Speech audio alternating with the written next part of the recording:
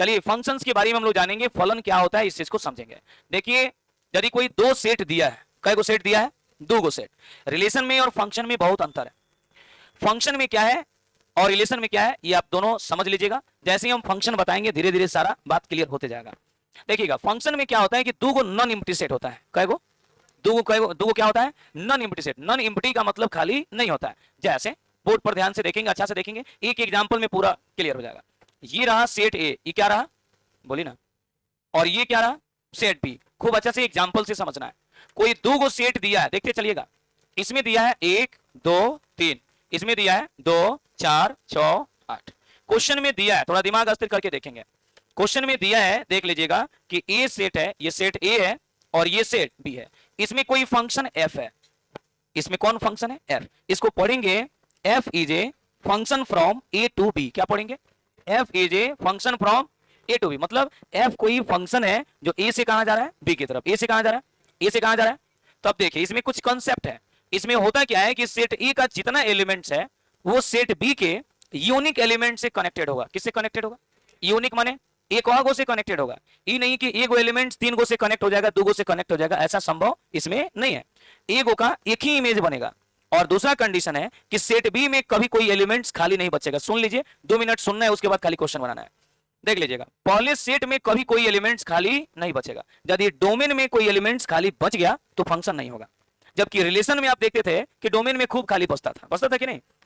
Domain में और को डोमेन में, रिलेशन में खाली बचता है, लेकिन फंक्शन में डोमेन में यानी पहिल का सेट में एक भी एलिमेंट्स खाली नहीं बचता है।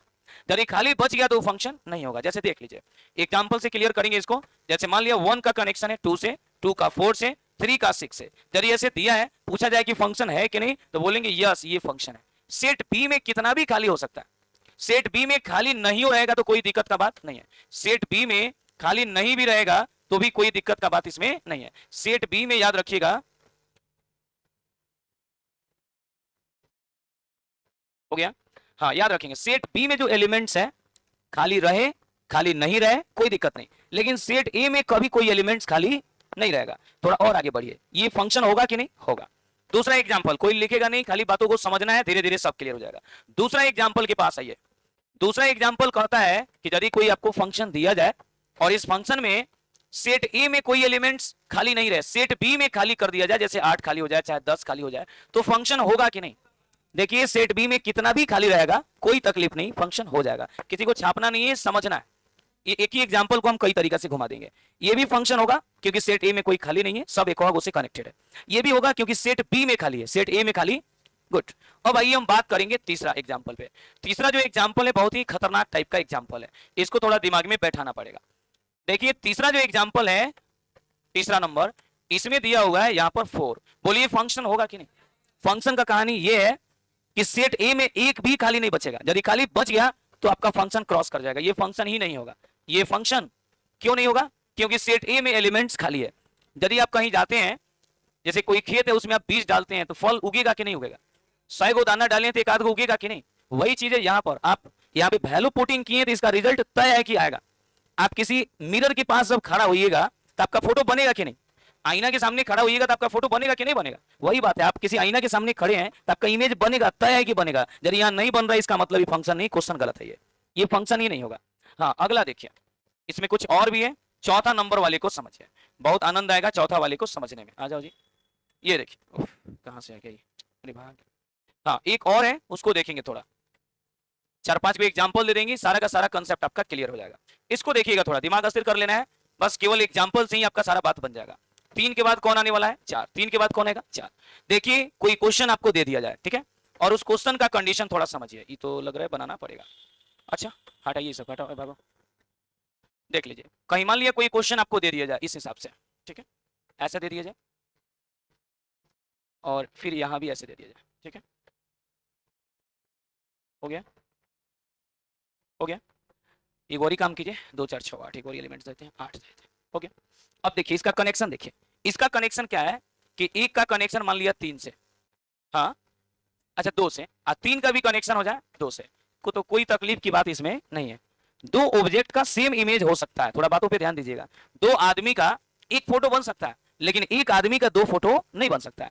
दो ऑब्जेक्ट का सेम इमेज हो सकता है, ऐसे यदि कोई कंडीशन दे दिया जाए तो ये आपका ट्रू है, ये गलत नहीं है, क्योंकि दो ऑब्जेक्ट का एक इमेज हो सकता है। ये दो 4 से 6 से 8 से किसी एक से कनेक्ट हो सकता है। लेकिन अब क्वेश्चन का कंसेप्ट थोड़ा यदि बदल दिया जाए, कै नंबर पे है 4, लास्ट 5वां पे आएंगे, सारा सिस्टम आपका क्लियर हो जाएगा।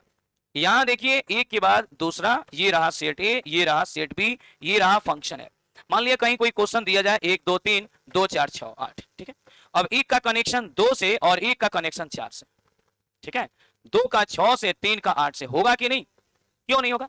क्योंकि एक ऑब्जेक्ट का दो अलग अलग इमेज कभी नहीं बन सकता है। एक आदमी का दो अलग अलग तरीके का फोटो नहीं बन सकता है। एगो 11th में या 12th में कोई इंग्लिश में चैप्टर पढ़ना है, द फोटोग्राफर, द फोटोग्राफर, तो उसमें आपको पढ़ना है, जब फोटो खींचता है ना कैमरा वाला वैसे थोड़ा बदमाश भी होता है। जब फोटो खींचने जाता है तो वो अस्थिर नहीं बैठता है, कुछ ना कुछ लबर तीनों करते रहता है। तो फोटो खींचने जाता है किसी व्यक्ति का, मान लिया इन्हीं का फोटो खींचने, ये गया स्टूडियो में, बोले कि भाई तुम मेरा फोटो खींच दो। अब फोटो खींचना शुरू करे, कैमरा सरियाएगा पूरा, कैमरा सरिया रहा है, अब फटाक से फोटो खींच दिया, क्या करेगा, इनका काने उड़ा देगा।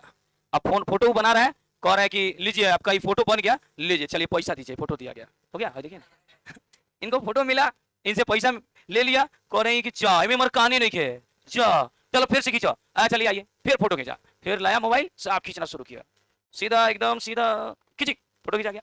अब इनका चश्मे उड़ा दिया, सब है चश्मा नहीं है। अब फोटो इनको दियागा तो कहेंगे चा हमरा में चश्मा नहीं, हम चश्मा पहन ले बनी, हाँ तब कहेगा उससे हमको मतलब में चलिए पैसा दीजिए, कहेंगे नहीं फिर खींचो। तो ऐसे ही 2-3 बार खिंचाया फोटो, आप लोग देख लीजिएगा, बहुत शानदार कहानी है, इंग्लिश में आपको स्टोरी में मिलेगा, बहुत बेजोड़ है, रेनबो में।